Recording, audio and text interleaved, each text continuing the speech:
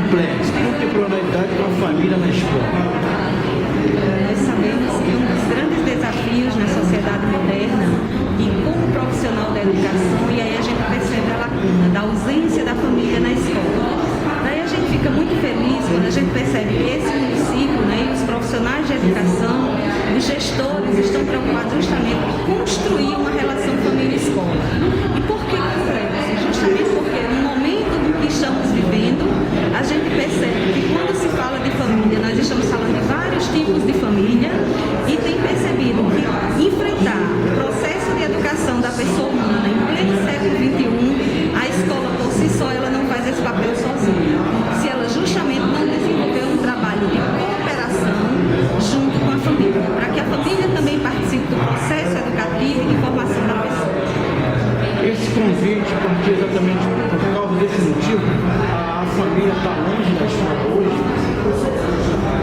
Eu acredito que sim. Eu acredito que quando surge um convite desse tipo, é algo que nos incomoda, que nos inquieta.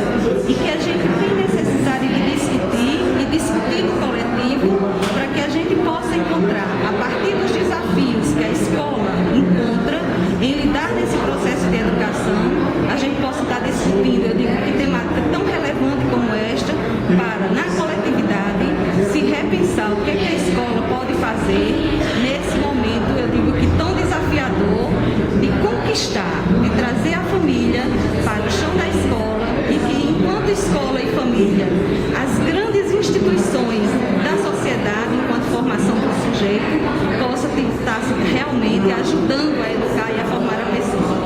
Ninguém chega à universidade se não tiver e não lembrar e não passar pela primeira professora. Hoje a primeira professora tem a mesma importância que tinha no passado ou está meio esquecida? Isso é um olhar muito particular, não é verdade?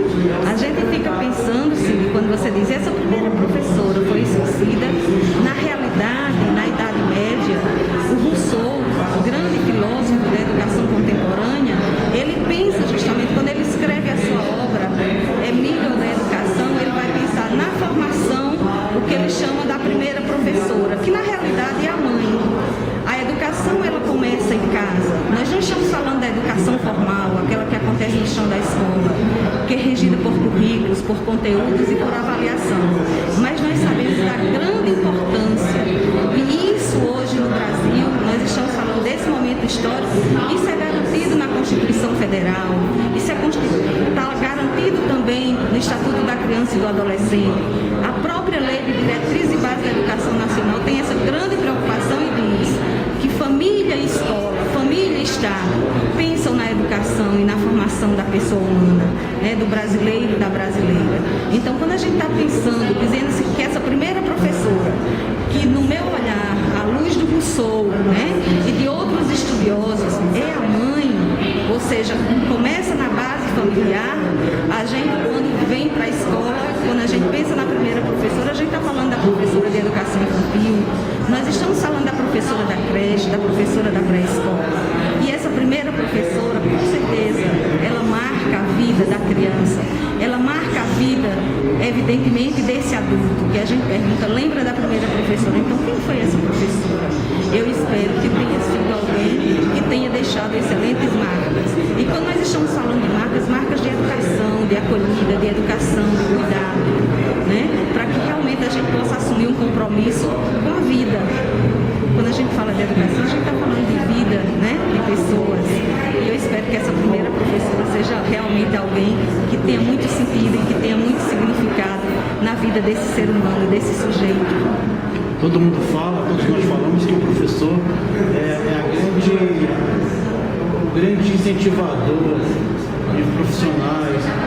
Porque hoje, poucos professores, poucas pessoas querem ser professores. Está faltando, além do salário, claro que o salário é principal, mas está faltando, tem um quê que ninguém consegue revelar. Cid, eu sou professora e comecei a minha vida de professora aos 17 anos. Profissionalmente falando, eu não fiz outra coisa na vida a não ser professora, né?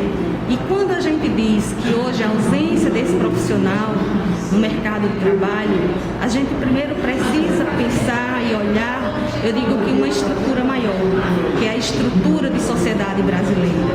Por que a ausência de meninos e meninas, de jovens, nos cursos de licenciatura, principalmente nas áreas de exatas, como Química, Física e Matemática? Isso, as pesquisas estão mostrando, né, a ausência desse profissional. E você diz, e o salário? Além do salário, tem questões muito mais sérias por trás disso. Quando a gente fala de salário, a gente também está falando das condições materiais de trabalho.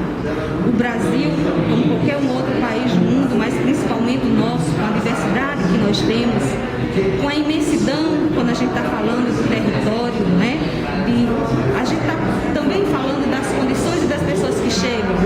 E a escola, enquanto loco social, evidentemente, ela faz parte e ela reproduz esse contexto maior de sociedade.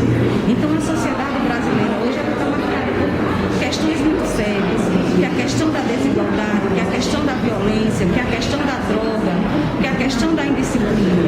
A sociedade como um todo, ela passa por uma crise. E isso se reflete diretamente na escola. Quais são as motivações para esse jovem frequentar um curso de licenciatura? A gente vai se perguntando, além dos baixos salários, essas condições materiais de trabalho. Nós vemos hoje que o professor, ele recebe tapa na cara, por exemplo, que o professor, ele não é mais respeitado como na minha geração, há 30 anos atrás, a gente acreditava que o professor era a grande autoridade de uma sociedade. Eu estou falando de autoridade enquanto alguém que merece respeito e que ajuda a dignificar o desenvolvimento, a educação, né, o ensino, a aprendizagem de uma sociedade.